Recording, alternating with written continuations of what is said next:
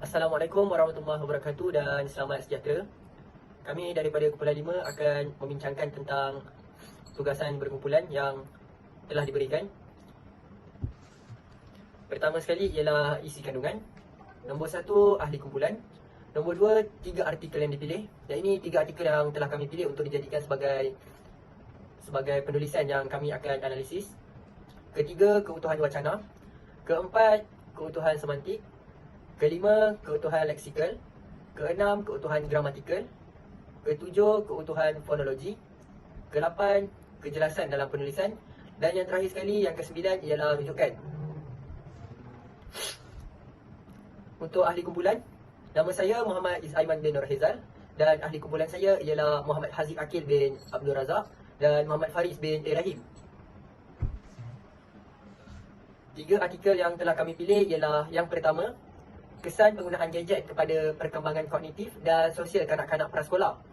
Yang kedua, gejala buli secara fizikal yang semakin berleluasa di sekolah.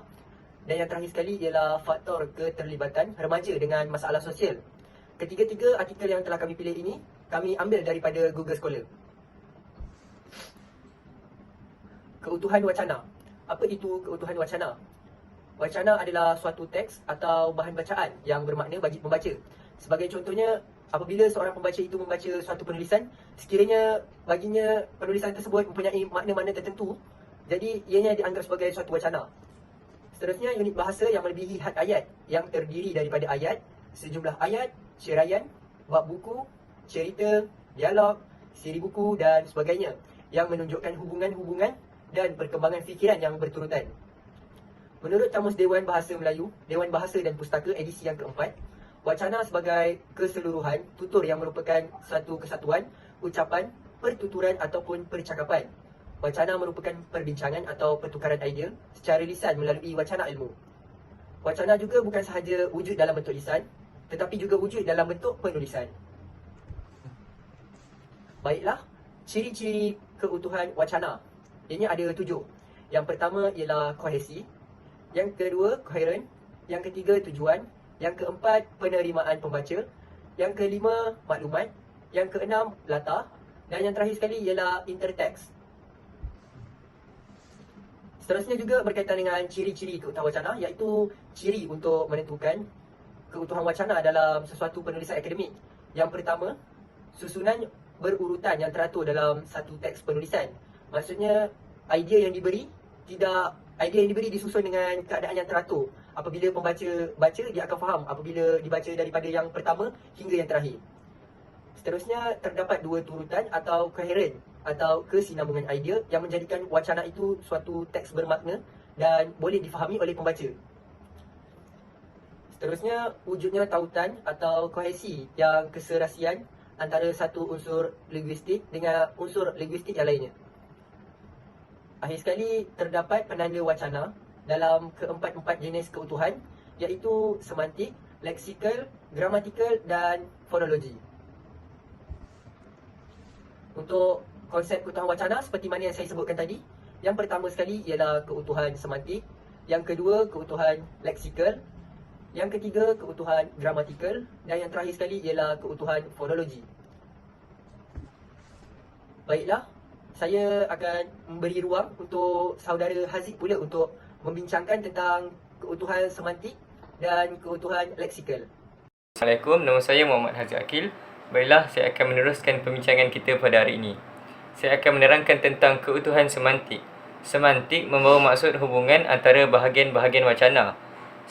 Keutuhan ini melibatkan hubungan-hubungan antara klausa dengan ayat yang terdapat dalam hasil penulisan. Dan terdapat 2 jenis keutuhan semantik. Yang pertama, hubungan semantik dengan bahagian-bahagian wacana. Terdapat 3 hubungan, iaitu hubungan sebab dan akibat.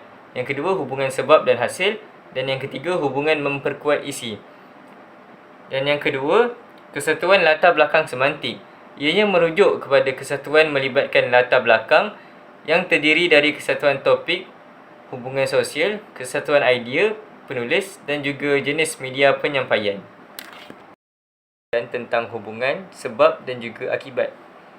Kita ambil contoh daripada artikel 1. ayatnya berbunyi, kertas konsep ini akan mengulas kesan penggunaan gadget kepada perkembangan sosial dan kognitif kanak-kanak. Hasil sorotan mendapati bahawa penggunaan gadget memberi kesan yang buruk kepada kesihatan kanak-kanak serta perkembangan kognitif dan sosial kanak-kanak. Sebab yang kita dapat daripada artikel 1 ni ialah kesan penggunaan gadget kepada perkembangan sosial dan kognitif kanak-kanak akan mengakibatkan kesan yang buruk kepada kesihatan kanak-kanak serta perkembangan kognitif dan juga sosial mereka. Kita pergi pula kepada artikel kedua. Ayatnya berbunyi, disebabkan pembuli dan mangsa buli tidak menyedari bahawa kelebihan dan kelemahan masing-masing boleh menjadi penambah baik sesama mereka sendiri, maka kelebihan dan kelemahan itu telah menjadi antara faktor pendorong kepada mereka terbabit sebagai pembuli dan juga mangsa buli. Baiklah, sebab yang kita dapat daripada artikel kedua ini, mangsa buli tidak menyedari bahawa kelebihan dan kelemahan boleh menjadi penambah baik sesama mereka sendiri, yang akan mengakibatkan faktor pendorong mereka kepada mereka terbabit sebagai pembuli dan juga mangsa buli. Baiklah, kita pergi ke artikel yang ketiga. Justeru, setiap perkara yang berlaku di sekeliling persekitaran remaja ini akan mengundang perasaan ingin tahu tersebut, yang akhirnya akan mendorong mereka untuk mencuba melakukan perkara itu mengikut kehendak diri sendiri tanpa mengambil kira kebaikan dan juga keburukan perkara tersebut. Sebab yang kita dapat daripada artikel ketiga ini ialah setiap perkara yang berlaku di sekeliling persekitaran remaja akan mengundang perasaan ingin tahu, dan akibat yang akan berlaku daripada perkara tersebut ialah akan mendorong mereka untuk mencuba melakukan perkara itu mengikut kehendak diri mereka sendiri tanpa mengambil kira kebaikan dan juga keburukan perkara tersebut. Baiklah, seterusnya kita pergi kepada hubungan sebab dan juga hasil. Berdasarkan teks yang kita petik daripada artikel 1, ianya berbunyi, kertas konsep ini akan mengulas kesan penggunaan gadget kepada perkembangan sosial dan kognitif kanak-kanak. Hasil sorotan mendapati bahawa penggunaan gadget memberi kesan yang buruk kepada kesihatan kanak-kanak serta perkembangan kognitif dan sosial kanak-kanak. Dekat artikel 1 ni jelas kita dapat tahu hasil sorotan mendapati bahawa penggunaan gadget memberi kesan yang buruk kepada kesihatan kanak-kanak. Dan kita pergi kepada artikel yang kedua. Antara program yang telah pihak sekolah lakukan ialah homerun, program jati diri, program bertemu kaunselor dan banyak lagi. Menurut responden, program homerun ini sedikit sebanyak membantu murid yang bermasalah. Daripada artikel kedua ni, jelas kita dapat tahu hasil daripada program yang dilakukan tu memberikan impak yang positif kepada murid-murid. Kita pergi kepada artikel yang ketiga. Dalam hal ini, isu pembentukan murid bercirikan nilai agama turut dilihat semakin sukar. Kajian yang dijalankan terhadap 200 pelajar untuk mengenal pasti tahap pengetahuan agama dalam kalangan murid mendapati tahap pengetahuan majoriti pelajar berada pada tahap sederhana. Kita dapat tahu artikel yang ketiga ni hasil yang didapati bahawa tahap pengetahuan majoriti pelajar ni berada pada tahap sederhana. Baiklah, pada pendapat saya, teks yang kita petik daripada artikel kedua daripada ketiga-tiga artikel ni mempunyai hubungan sebab dan hasil yang padat, tepat dan terbaik bagi pendapat saya. Sebab ia jelas menunjukkan yang program homerun ni memberikan impak positif kepada para pelajar kerana ia sedikit sebanyak membantu murid yang bermasalah. Baiklah, seterusnya kita pergi kepada hubungan memperkuatkan isi. Kita pergi kepada artikel yang pertama. Ayatnya berbunyi, kandungan yang terkandung dalam media gadget juga menyebabkan kanak-kanak bebas terhadap jumlah pendedahan terhadap perkara negatif. Permainan video yang boleh dimainkan dalam alat peranti gadget akan mendedahkan kanak-kanak terhadap keganasan dan ianya akan memberi kesan kepada kognitif, sikap dan tingkah laku yang agresif. Daripada artikel 1 ni, ayat pertamanya dia menceritakan tentang gadget ni memberikan impak negatif kepada kanak-kanak. Dan ayat kedua ni memperkuatkan isi pertama dengan menjelaskan lagi apakah kesan kepada tingkah laku negatif itu, seperti kognitif, sikap dan tingkah laku yang agresif. Baiklah, kita pergi kepada artikel yang kedua. berbunyi, pembuli ialah mereka yang melakukan tingkah laku buli kepada mangsa buli. Lumrahnya pembuli adalah mereka yang mempunyai sifat sebagai orang lebih kuat, berkuasa dan lebih berkemampuan untuk melakukan tingkah laku buli. Dekat artikel yang kedua ni, ayat pertama menyatakan tentang siapakah pembuli ni. Dan ayat yang kedua ni menceritakan lebih mendalam tentang pembuli tersebut yang mempunyai sifat sebagai orang yang lebih kuat, berkuasa, lebih berkemampuan dan juga untuk melakukan tingkah laku buli. Baiklah, kita pergi kepada artikel yang ketiga. Masih lagi dalam tajuk hubungan memperkuatkan isi. Keadaan ini menunjukkan bahawa kadar penglibatan remaja dalam masalah sosial adalah semakin serius. Walhal, remaja merupakan aset kekayaan semula jadi negara dan bakal memainkan peranan yang begitu besar dan sangat penting dalam mencorakkan masa hadapan politik, ekonomi dan kemasyarakatan di Malaysia.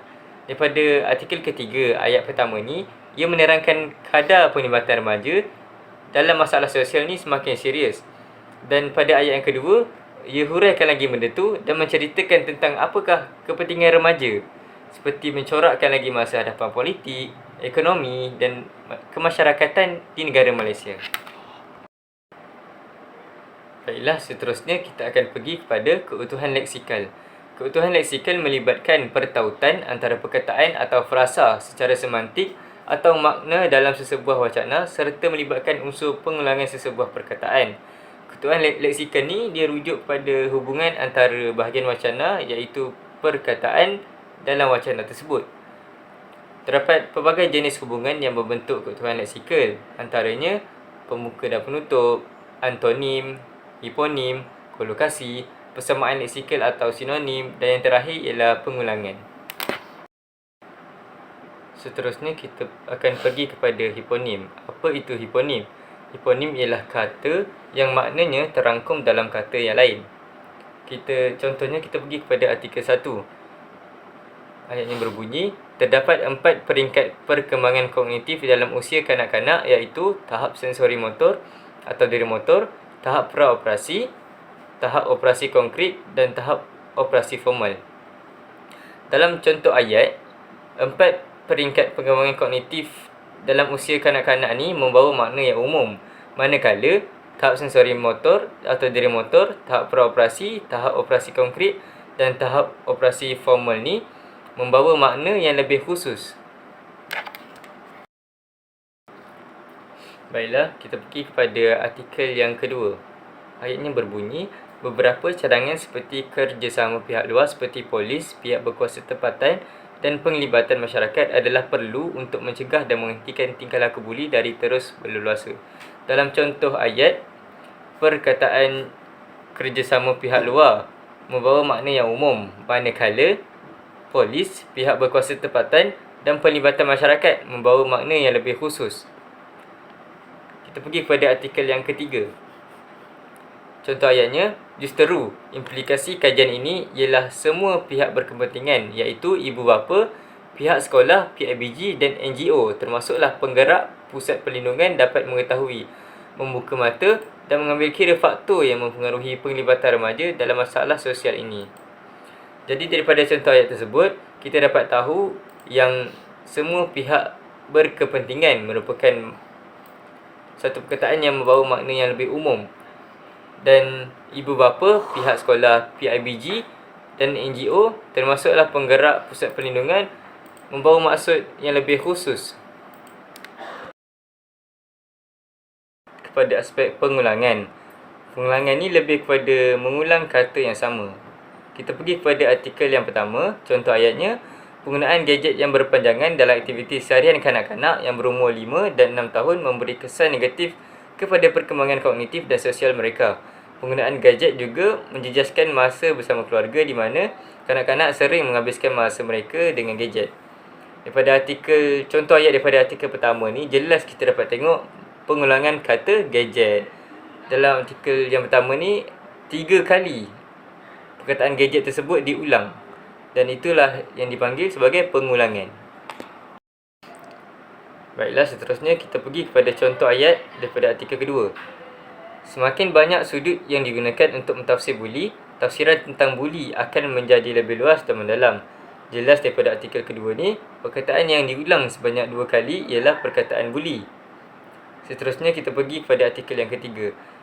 Hal ini menunjukkan bahawa gadis remaja yang berusia 19 tahun ke atas lebih mudah terpengaruh dengan diri sendiri dan media massa berbanding dengan gadis remaja yang berusia 13 hingga 15 tahun dan 16 hingga 18 tahun. Daripada artikel ketiga ini juga jelas kita dapat dengar gadis remaja diulang sebanyak 2 kali dan inilah yang dipanggil sebagai pengulangan. Baiklah, terima kasih kepada saudara Haziq. Seterusnya, saya perkenalkan diri saya. Saya Muhammad Faris bin Rahim akan meneruskan pembentangan kita pada hari ini di bawah tajuk keutuhan gramatikal. Kita mulakan dengan definisi. Umumnya, keutuhan gramatikal ini bermaksud nahwan atau tata bahasa. Makna gramatikal adalah makna yang muncul akibat proses gramatikal. Menurut Abdullah Yusuf 2009, beliau menjelaskan bahawa makna gramatikal adalah bidang kajian semantik yang mengkaji makna yang hadir daripada proses gramatikal seperti pengimbuhan, penggadaan dan pemajmukan. Terdapat 4 jenis keutuhan gramatikal. Yang pertama, penanda rujukan. Yang kedua, penanda pergantian. Yang ketiga, penanda elipsis. Dan yang keempat adalah penanda penghubung. Okey, baik, kita akan teruskan dengan yang pertama, iaitu penanda rujukan. Penanda rujukan ialah kata ganti nama orang dan kata ganti nama tunjuk. Seterusnya, penanda rujukan ini digunakan seperti kata ganti nama orang seperti saya, dia, kamu dan mereka. Dan juga kata ganti nama tunjuk pula ialah seperti itu dan ini. Kemudian kita teruskan dengan penanda pergantian. Penanda pergantian ini ialah proses menggantikan unsur bahasa dengan unsur dalam ayat yang lain. Proses pergantian ini adalah menggantikan perkataan atau frasa dengan kata nama, kata kerja atau klausa lain. Seterusnya, penanda elipsis. Penanda elipsis ini bermaksud iaitu sebuah unsur penyelapan untuk mengelakkan pengulangan maklumat dalam ayat seterusnya, iaitu yang mana elipsis ini digunakan untuk menggugurkan perkataan atau frasa yang telah diketahui oleh pembaca. Dan penanda elipsis ini digunakan bagi mengelakkan pengulangan sesuatu maklumat dengan ayat yang sama. Dan yang terakhir ialah penanda penghubung. Penanda penghubung ini adalah untuk menjalinkan perkataan dengan perkataan, frasa dengan frasa, klausa dengan klausa dan ayat dengan ayat. Seterusnya, penanda penghubung ini digunakan untuk menyatakan pelbagai jenis hubungan seperti yang saya kata tadi. Seterusnya, terdapat 6 jenis kata penghubung yang digunakan sebagai penyambung, antaranya fakta, frasa, klausa dan satuan yang lebih besar. 6 jenis kata hubung ini boleh dinyatakan seperti iaitu penghuraian, pengembangan idea, penambahan, tentangan, penghubung musabab dan yang terakhir ialah Seterusnya kita teruskan dengan contoh. Contoh ini dikaitkan dengan 3 artikel. Yang pertama, kita lihat pada artikel yang pertama, iaitu permainan video yang boleh dimainkan dalam alat peranti gadget akan mendedahkan kanak-kanak terhadap keganasan dan ianya akan memberi kesan kepada kognitif, sikap dan tingkah laku yang agresif. Di sini jelaslah bahawa wujudnya penanda rujukan, iaitu salah satu daripada jenis keutuhan gramatikal. Kita dapat lihat apakah bukti bahawa penanda rujukan itu adalah terhadap perkataan ianya. Ianya ini merujuk kepada kata ganti nama terhadap permainan video. Okey, yang seterusnya kita lihat kepada artikel yang kedua. Mangsa buli juga takut dan tidak berupaya untuk mengadu kepada kawan-kawan, guru atau ibu bapa mereka.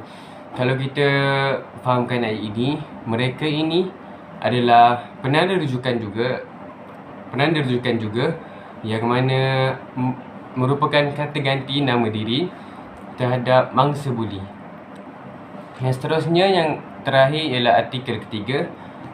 Isu keruntuhan akhlak seperti ini semestinya mempunyai kaitan dengan pengaruh seperti diri sendiri, keluarga, rakan sebaya, pengaruh barat dan masyarakat sekeliling.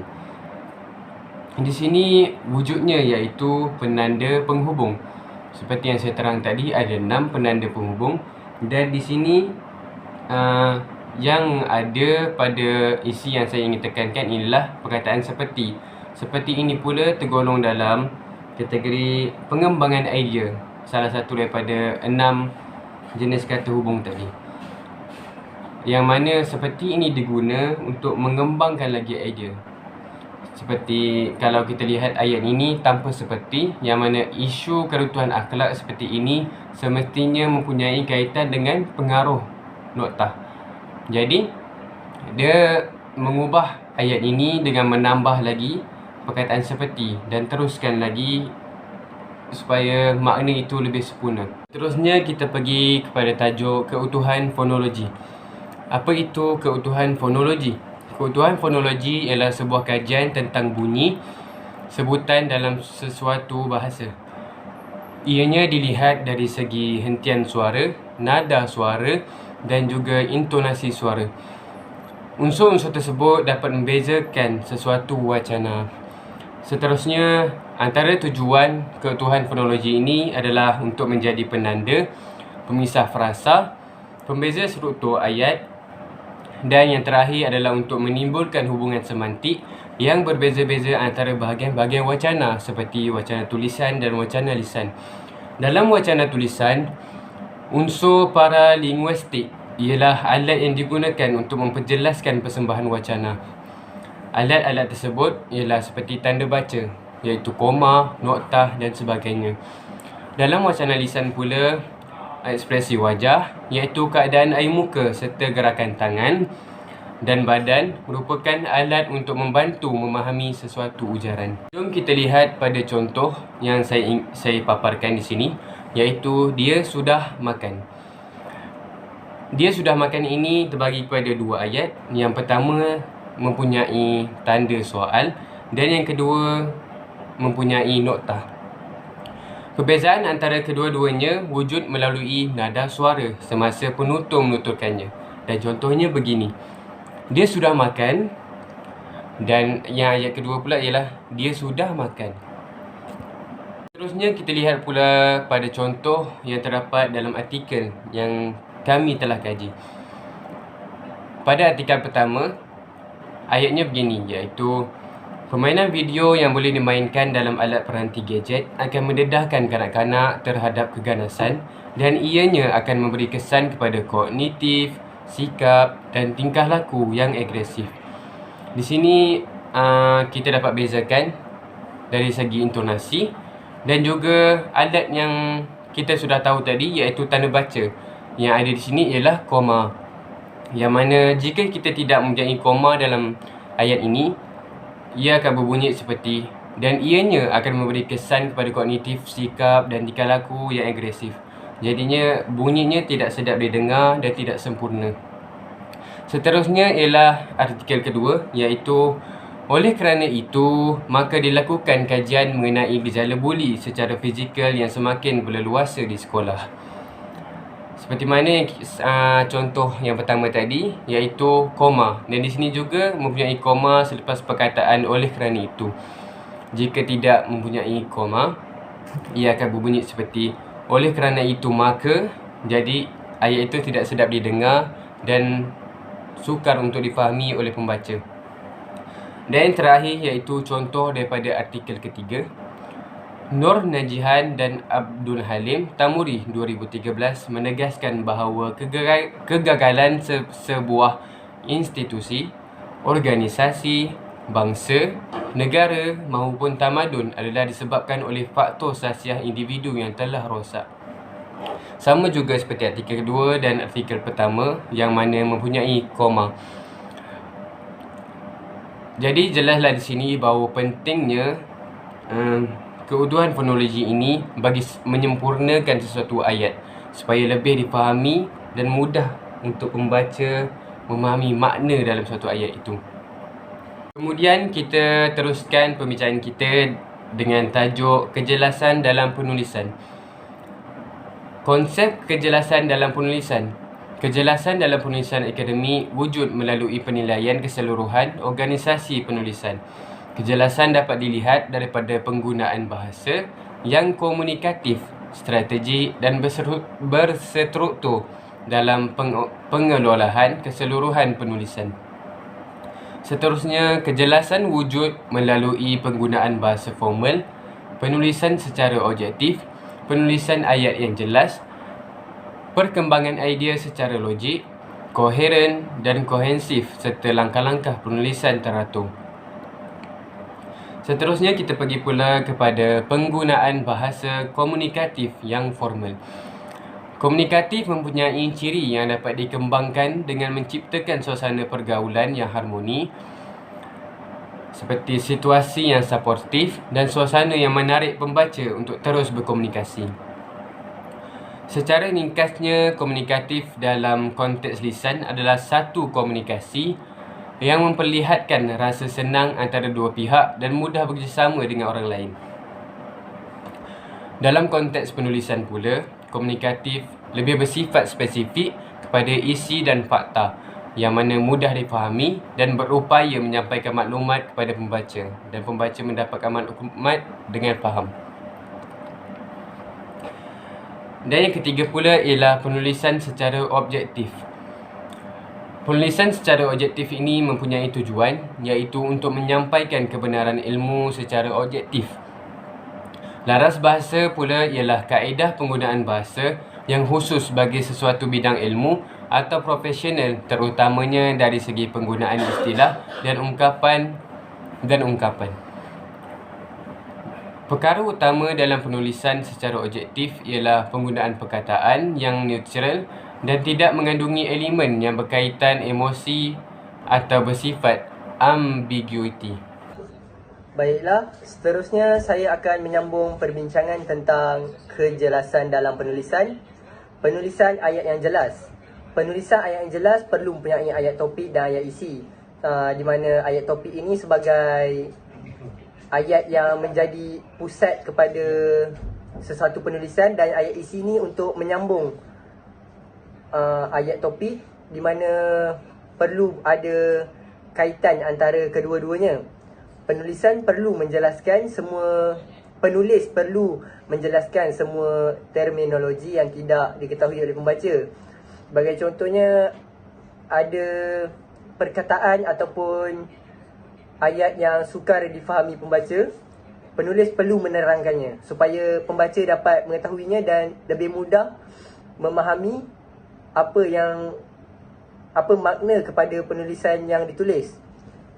Menulis nama penuh pada kali pertama tanpa mengira nama singkatan sudah terkenal atau diketahui oleh pembaca, menggunakan kata singkatan standard bagi kata nama khas dalam penulisan akademik, dan akhir sekali menggunakan istilah penuh dalam teks sebagai rujukan pertama dengan kata singkatan ditulis dalam kurungan.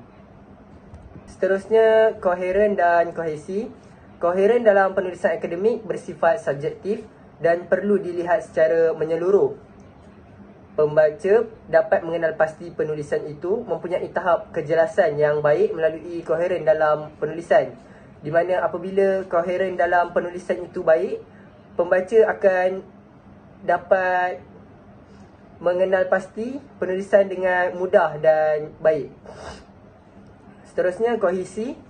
Kohensif merupakan antara bahagian dalam teks dengan menggunakan penanda wacana yang sesuai. Konsep kohensif pada dasarnya merujuk kepada hubungan bentuk supaya memiliki kesepaduan dan utuh antara ayat yang pertama dengan ayat yang kedua. Ciri-ciri penulisan kohensif. Yang pertama, berbagai struktur ayat. Yang kedua, menggunakan tanda baca yang betul. Yang ketiga, perenggan dibina dengan baik. Yang keempat, penggunaan kata hubung yang tepat. Dan yang terakhir sekali ialah peralihan antara perenggan dengan bahagian-bahagian lain adalah tepat. Baiklah, seterusnya koheren dalam artikel. Artikel pertama, Pertumbuhan Kesihatan Sedunia WHO melalui berita harian telah membuktikan bahawa gadget tanpa wayar seperti tablet dan telefon bimbit merupakan risiko ejen kanser disebabkan oleh radiasi yang dihasilkan. Berita harian 2015, radiasi yang dihasilkan mampu melumpuhkan sistem imunisasi kanak-kanak sekiranya mereka terdedah kepada radiasi yang tinggi atau erti kata lain terlalu lama terdedah sejak bayi lagi. Menurutnya juga, gadget menyebabkan pengguna yang gemar bermain alat permainan video yang dipegang boleh mendatangkan masalah tulang belakang. Untuk artikel pertama ni, kita boleh lihat koheren yang terdapat dalam artikel, iaitu Pertumbuhan Kesihatan Sedunia WHO melalui berita harian, dan seterusnya risiko ejen kanser disebabkan oleh radiasi. Dan seterusnya ayat kedua, radiasi yang dihasilkan mampu melumpuhkan sistem imunisasi kanak-kanak. Di situ kita nampak kesinambungan ayat pertama dan ayat kedua, di mana ayat kedua menyambung maklumat ayat pertama yang berkaitan dengan radiasi. Baiklah, untuk artikel kedua, difahamkan konsep buli boleh dilihat kepada elemen-elemen yang terdapat di dalam tingkah laku buli, seperti pembuli, mangsa buli, tujuan dan kesan tingkah laku buli. Pembuli ialah mereka yang melakukan tingkah laku buli kepada mangsa buli. Lumrahnya, pembuli adalah mereka yang bersifat sebagai orang lebih kuat, berkuasa dan lebih berkemampuan untuk melakukan tingkah laku buli. Kekuatan ini biasanya boleh diperlihatkan sama ada ia adalah secara berseorangan ataupun berkumpulan. Mereka yang menjadi pembuli, mereka yang menjadi mangsa kepada pembuli adalah mereka yang lebih lemah dan tidak berkemampuan untuk menandingi kekuatan dan kekuasaan si pembuli. Kelemahan ini termasuk lemah dari aspek fizikal dan lain-lain. Sebagai contoh, lemah dari aspek fizikal, mangsa buli tidak berupaya untuk melawan pembuli. Mangsa buli juga takut dan tidak berupaya untuk mengadu kepada kawan-kawan, guru atau ibu bapa mereka. Biasanya mangsa buli adalah terdiri daripada mereka yang selalu berseorangan. Di sini kita boleh dapat melihat koheren yang terdapat dalam artikel kedua, ialah di mana ianya berkaitan dengan tingkah laku, elemen-elemen tingkah laku buli, pembuli dan mangsa buli. Koheren dalam teks ni dapat dilihat dalam penerangan berkenaan hubungan-hubungan tersebut, serta ciri-ciri umum yang sering ditemui dalam situasi buli. Untuk artikel yang ketiga, isu keruntuhan akhlak seperti ini semestinya mempunyai kaitan dengan pengaruh seperti diri sendiri, keluarga, rakan sebaya, pengaruh barat, masyarakat sekeliling, media massa dan sebagainya. Permasalahan ini juga adalah impak daripada modernisasi dan kejutan budaya yang melanda remaja pada zaman ini, yang bukan sahaja memberi kesan kepada individu, malah melibatkan institusi keluarga, masyarakat dan negara.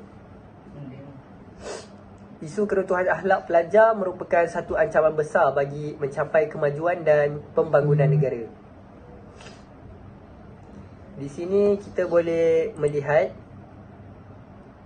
di mana koheren yang terdapat, banyak koheren yang terdapat di dalam teks ini, di mana antaranya ialah berkaitan dengan diri sendiri, keluarga, rakan sebaya, pengaruh barat, masyarakat sekeliling, media massa, modernisasi dan kejutan budaya, serta institusi keluarga, masyarakat dan negara.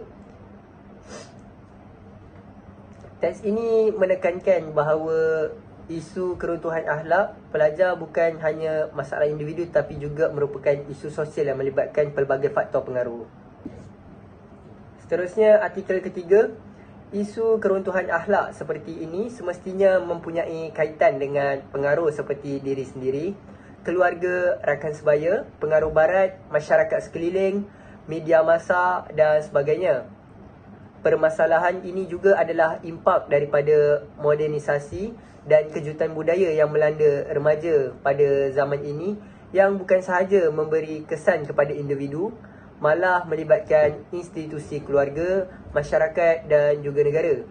Isu keruntuhan akhlak pelajar merupakan suatu ancaman besar bagi mencapai kemajuan dan pembangunan negara. Koheren dalam artikel ini yang kita boleh analisis ialah faktor pengaruh, di mana teks merincikan faktor-faktor pengaruh yang mungkin menyumbang kepada isu keruntuhan akhlak. Seterusnya, rujukan penyelidik, impak modernisasi dan kejutan budaya serta implikasi bagi negara. Koheren dalam teks ini dapat dilihat dari penghubung yang jelas antara faktor-faktor pengaruh, rujukan penyelidikan, implikasi sosial dan budaya serta impaknya terhadap negara. Teks ini membentuk gambaran yang jelas mengenai isu keruntuhan akhlak dalam masyarakat dan bagaimana ianya berkaitan dengan pelbagai faktor. Di sini, pada pendapat saya, koheren yang paling terbaik antara artikel pertama, artikel kedua dan artikel ketiga ialah artikel ketiga, kerana koheren di dalam artikel ketiga lebih jelas dan pembaca akan lebih mudah memahami dengan jelas apa yang dimaksudkan dengan penulisan yang ditulis. Akhir sekali ialah kohesi dalam artikel. Artikel yang pertama, Malaysia mengalami era perubahan di mana bibi menggantikan ibu bapa dalam proses pembesaran anak-anak. Tetapi ianya telah berubah di mana fenomenanya agak berbeza sedikit. Fenomena yang menimpa bukan sahaja pada masyarakat di Malaysia, tetapi juga masyarakat di luar negara, di mana gadget menggantikan ibu bapa. Ramai yang mengatakan bahawa ianya senang sekiranya ibu bapa mempunyai iPad, kerana ia akan memudahkan ibu bapa melakukan kerja rumah, dan teknologi ini memudahkan bagi ibu bapa mengawal tingkah laku anak jika berada di rumah orang lain sebagai contoh, ataupun di kedai makan. Tetapi ramai ibu bapa yang kurang sedar terhadap kesan yang boleh memudaratkan anak-anak mereka. Rangsangan yang berlebihan dari penggunaan gadget ini boleh menyebabkan pengecutan otak kanak-kanak, terutamanya kanak-kanak yang berumur di bawah 3 tahun. Gadget yang dimaksudkan ini juga termasuklah penggunaan televisyen dan apa saja yang ditonton. Berdasarkan artikel yang pertama ni, teks ini mengandungi beberapa elemen yang menunjukkan koherensi dalam perhubungan idea dan maklumat. Antaranya ialah tema utama, di mana teks ini memperkenalkan tema utama iaitu perubahan dalam cara anak-anak dibesarkan di era yang moden ini. Seterusnya, perbandingan dengan era sebelumnya. Yang ketiga, penekanan terhadap fenomena global. Yang keempat, pendapat dan sikap masyarakat. Yang kelima, kesan penggunaan gadget. Dan yang keenam, sumber rujukan. Koherensi yang terdapat dalam teks ini dapat membentuk naratif yang jelas dan menjelaskan isu yang dibincangkan dalam teks, dari perubahan budaya hingga kesan penggunaan gadget terhadap kanak-kanak dari semasa ke semasa. Untuk artikel yang kedua, buli adalah salah laku yang dilakukan secara sedar, sama ada berbentuk fizikal atau psikologikal ke atas mangsa yang lebih lemah, bertujuan mendatangkan kemudaratan fizikal ataupun psikologi. Perlakuan ini dilakukan secara berulang sehingga pembuli merasa seronok dan puas.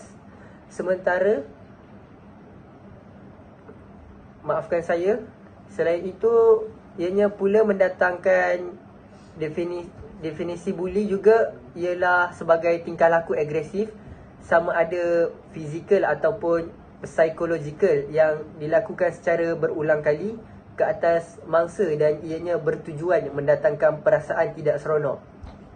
Untuk kohesi dalam artikel yang kedua pula, terdapat juga beberapa elemen.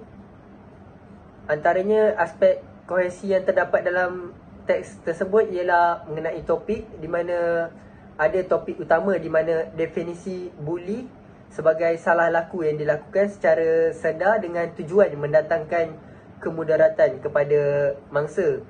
Seterusnya definisi ada di mana ada dua definisi yang berbeza mengenai bully.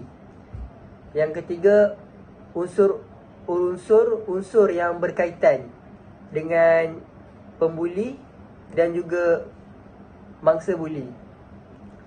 Daripada teks ini, pembaca dapat memahami dengan jelas apa yang dimaksudkan dengan buli dan untuk apa pembuli itu melakukan perbuatan tersebut. Di sini pembaca akan lebih jelas dan memahami apa itu buli dengan lebih baik dan tepat.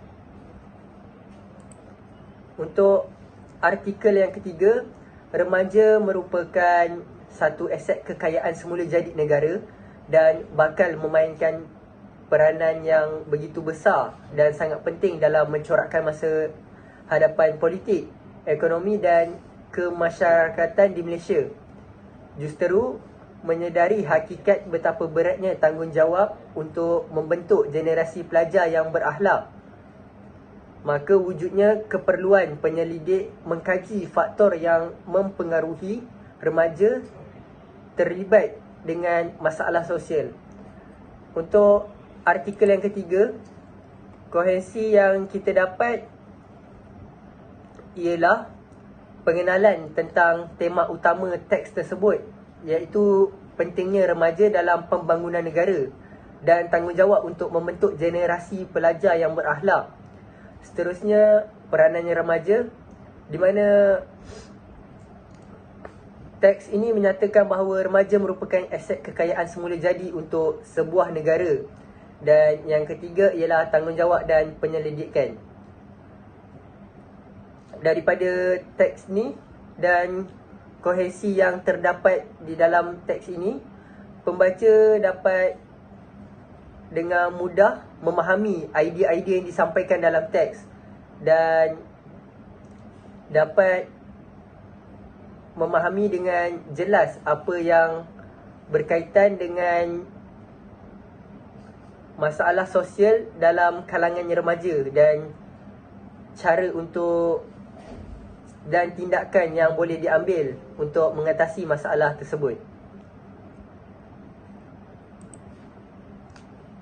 Pada pendapat saya, antara artikel 1, artikel 2 dan artikel 3, artikel 2 lah yang mempunyai kohesi yang paling baik, kerana daripada artikel 2 pembaca dapat memahami apa yang dimaksudkan dengan bully, kerana terdapat dua definisi yang berbeza di mana pembaca dapat membandingkan kaitan antara kedua-dua definisi tersebut dan apa pula yang dan pembaca dapat mengetahui kenapa pembuli tersebut melakukan perbuatan buli kepada mangsa buli. Itu sahaja daripada kumpulan kami dan ini adalah slide rujukan.